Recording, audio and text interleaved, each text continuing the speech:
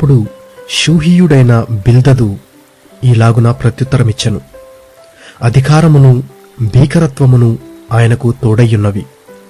ఆయన తన ఉన్నత స్థలములలో సమాధానము కలుగజేయును. ఆయన సేనలను లెక్కింప శక్యమా? ఆయన వెలుగు ఎవరి మీదనైనను ఉదయింపకుండునా? నరుడు దేవుని దృష్టికి నీతిమంతుడు ఎట్లు కాగలడు? స్త్రీకి పుట్టినవాడు ఆయన దృష్టికి ఎట్లు శుద్ధుడు కాగలడు? ఆయన దృష్టికి చంద్రుడు కాంతిగలవాడు కాడు, నక్షత్రములు పవిత్రమైనవి కావు. మరి నిశ్చయముగా పురుగు వంటి మనుష్యుడు, పురుగు వంటి నరుడు ఆయన దృష్టికి పవిత్రుడు కానేరడు గదా.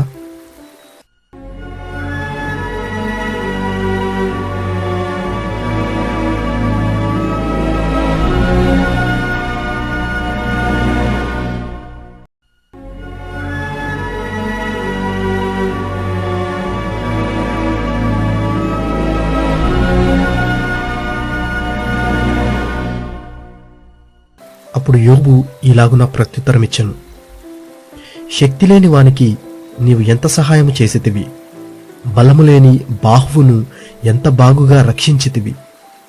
జ్ఞానము లేని వానికి నీవెంత చక్కగా ఆలోచన చెప్పితివి, సంగతిని ఎంత చక్కగా వివరించితివి. నీవు ఎవని ఎదుట మాటలను ఉచ్చరించితివి, ఎవని ఊపిరి నీలో నుండి బయలుదేరినది.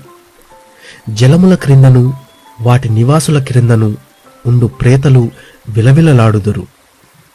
ఆయన దృష్టికి పాతాళము తెరవబడియున్నది, నాశన కూపము బట్టబయలుగానున్నది. శూన్యమండలము పైని ఉత్తర దిక్కుననున్న ఆకాశ విశాలమును ఆయన పరిచెను. శూన్యము పైని భూమిని వ్రేలాడ చేసెను. వాటి క్రింద మేఘములను చినిగిపోకుండా ఆయన తన మేఘములలో నీళ్లను బంధించెను. దానిమీద మేఘమును వ్యాపింపజేసి ఆయన తన సింహాసనపు కాంతిని మరుగుపరచెను. వెలుగు చీకటుల సరిహద్దుల వరకు ఆయన జలములకు హద్దు నియమించెను. ఆయన గద్దెంపగా ఆకాశ విశాల స్తంభములు విస్మయమొంది అదరును. తన బలము వలన ఆయన సముద్రమును రేపును, తన వివేకము వలన రాహాబును పగులగొట్టును. ఆయన ఊపిరి విడువగా ఆకాశ విశాలమునకు అందము వచ్చును. ఆయన హస్తము పారిపోవు మహాసర్పమును పొడిచెను. అవి ఆయన కార్యములలో స్వల్పములు. ఆయనను గూర్చి మనకు వినబడుచున్నది మిక్కిలి మెల్లనైన గుసగుస శబ్దము పాటిదే గదా. గర్జనలు చేయు ఆయన మహాబలము ఎంతైనది గ్రహింపగలవాడెవడు?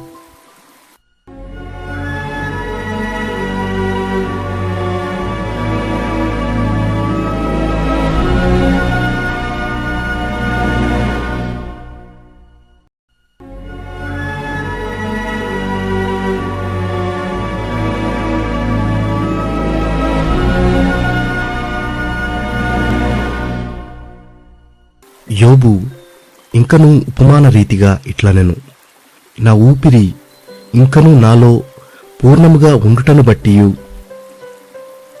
దేవుని ఆత్మ నా నాసికారంధ్రములలో ఉండుటను బట్టియు, నా న్యాయమును పోగొట్టిన దేవుని జీవము తోడు, నా ప్రాణమును వ్యాకులపరిచిన సర్వశక్తుని తోడు, నిశ్చయముగా నా పెదవులు అబద్ధము పలుకుటలేదు, నా నాలుక మోసము నుచ్చరించుటలేదు. మీరు చెప్పునది న్యాయమని నేనేమాత్రమును ఒప్పుకొనను. మరణముగు వరకు నేనెంత మాత్రమును యథార్థతను విడువను. నా నీతిని విడువక గట్టిగా పట్టుకొందును. నా ప్రవర్తన అంతటి విషయములో నా హృదయము నన్ను నిందింపదు. నాకు శత్రువులైన వారు దుష్టులుగా కనబడుదురుగాక, నన్నెదిరించువారు నీతిలేని వారుగా కనబడుదురుగాక. దేవుడు వాని కొట్టివేయునప్పుడు, వాని ప్రాణము తీసివేయునప్పుడు భక్తిహీనునికి ఆధారమేది? వానికి బాధ కలుగునప్పుడు దేవుడు వాని మొర్ర వినునా? వాడు సర్వశక్తుని యందు ఆనందించునా? వాడు అన్ని సమయములలో దేవునికి ప్రార్థన చేయునా?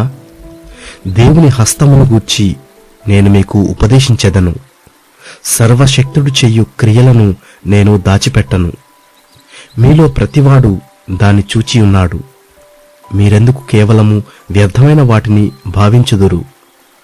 దేవుని వలన భక్తిహీనులకు నియమింపబడిన భాగము ఇది. ఇది బాధించువారు సర్వశక్తుని వలన పొందు స్వాస్థ్యము. వారి పిల్లలు విస్తరించిన ఎడల అది ఖడ్గము చేత పడుటకే గదా. వారి సంతానమునకు చాలినంత ఆహారము దొరకదు. వారికి మిగిలిన వారు తెగులు వలన చచ్చి పాతిపెట్టబడెదరు. వారి విధవరాండ్రు రోదనము చేయకుండిరి. ధూళి అంత విస్తారముగా వారు వెండిని పోగు చేసినను, జిగటమన్నంత విస్తారముగా వస్త్రములను సిద్ధపరచుకొనినను, వారు దాన్ని సిద్ధపరచుకొనుటయే గాని నీతిమంతులు దాన్ని కట్టుకొనెదరు. నిరపరాధులు ఆ వెండిని పంచుకొనెదరు. పురుగుల గూళ్ల వంటి ఇండ్లు వారు కట్టుకొందురు. కావలివాడు కట్టుకొను గుడిసె వంటి ఇండ్లు వారు కట్టుకొందురు. వారు ధనము గలవారై పండుకొందురు గాని మరలా లేవరు. కన్నులు తెరవగానే లేకపోవుదురు. భయములు జలప్రవాహముల వలె వారిని తరిమి పట్టుకొనును. రాత్రివేళ తుఫాను వారిని ఎత్తుకొని పోవును. తూర్పు గాలి వారిని కొనిపోగా వారు సమసిపోవుదురు. అది వారి స్థలములో నుండి వారిని ఊడ్చివేయును. ఏమీయు కరుణ చూపకుండా దేవుడు వారి మీద బాణములు వేయును. వారు ఆయన చేతిలో నుండి తప్పించుకొనగోరి ఇటు అటు పారిపోవుదురు. మనుష్యులు వారిని చూచి చప్పట్లు కొట్టుదురు. వారి స్థలములో నుండి వారిని చీకొట్టి తోలివేయుదురు.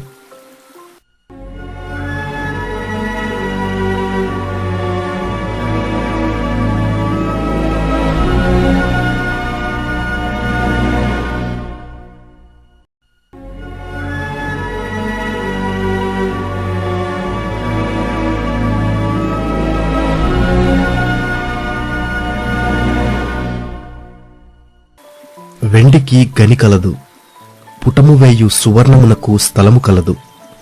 ఇనుమును మంటిలో నుండి తీయుదురు, రాళ్లు కరిగించి రాగి తీయుదురు.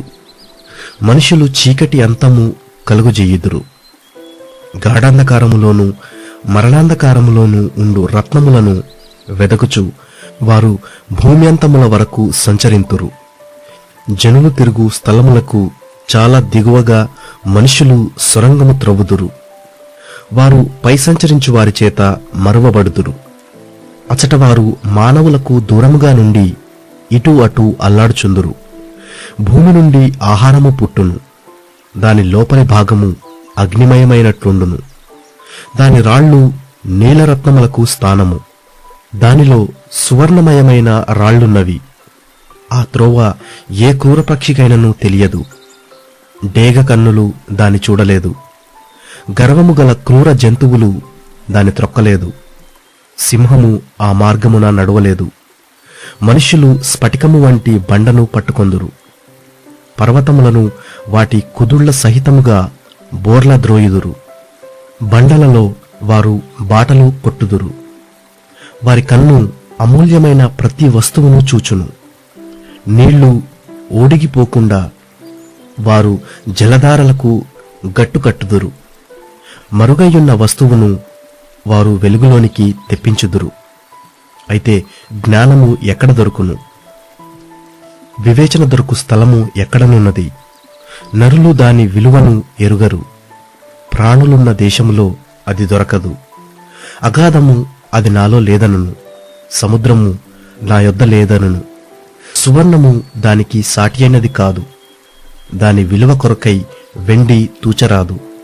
అది ఓఫీరు బంగారమునకైనను, విలువగల గోమేధికమునకైనను, నీలమునకైనను కొనబడునది కాదు. సువర్ణమైనను స్ఫటికమైనను దానిలో సాటి కావు. ప్రశస్తమైన బంగారు నగలకు ప్రతిగా అది ఇయ్యబడదు. పగడముల పేరు, ముత్యముల పేరు దాని ఎదుట ఎత్తనేకూడదు. జ్ఞాన సంపాద్యము కెంపుల కన్నా కొరతగినది. కూషుదేశపు పుష్యరాగము దానితో సాటి కాదు. శుద్ధ సువర్ణమునకు కొనబడినది కాదు. అట్లైనా జ్ఞానము ఎక్కడ నుండి వచ్చును? వివేచన దొరకు స్థలమెక్కడనున్నది? అది సజీవులందరి కన్నులకు మరుగయ్యున్నది, ఆకాశ పక్షులకు మరుగు చేయబడి ఉన్నది. మేము చెవులారా దాని గూర్చిన వార్త వింటిమని నాశనమును మరణమును అనును. దేవుడే దాని మార్గమును గ్రహించును, దాని స్థలము ఆయనకే తెలియను. ఆయన భూమ్యంతముల వరకు చూచుచున్నాడు, ఆకాశము క్రింది దానినంతటినీ తెలుసుకొనుచున్నాడు. గాలికి ఇంత బరువు ఉండవలెనని ఆయన నియమించినప్పుడు, ప్రమాణమును బట్టి జలములకు ఇంత కొలతయని ఆయన వాటిని కొలిచి చూచినప్పుడు, వర్షమునకు కట్టడ నియమించినప్పుడు, ఉరుముతో కూడిన మెరుపునకు మార్గము ఏర్పరిచినప్పుడు, ఆయన దాన్ని చూచి బయలుపరచెను, దానిని స్థాపన చేసి దాన్ని పరిశోధించెను. మరియు యెహోవా యందలి భయభక్తులే జ్ఞానమనియు, దుష్టత్వము విడుచుటయే వివేకమనియు ఆయన నరులకు సెలవిచ్చెను.